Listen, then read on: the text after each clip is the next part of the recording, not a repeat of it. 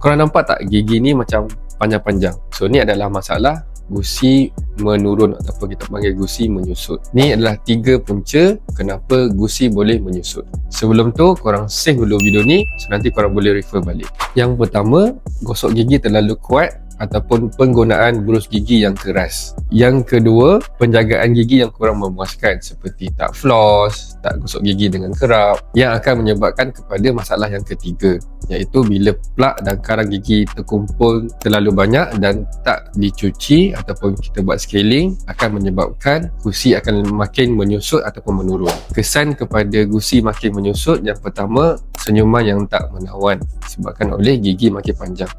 Yang kedua, gigi akan mula rasa sensitif disebabkan oleh akar gigi yang terdedah. Dan yang ketiga, yang paling teruk, bila sokongan gigi dah tak kuat, gigi akan mula goyang dan terpaksa dicabut. Kalau korang perasan gigi korang makin panjang-panjang, gigi dah start rasa ngilu dan dah start rasa goyang, better cepat-cepat pergi check dekat dentist sebelum terlambat. Kalau korang rasa video ni bermanfaat, jangan lupa untuk like, share dan save video ni. Dan kalau korang ada soalan, boleh drop kat komen, nanti doktor akan reply.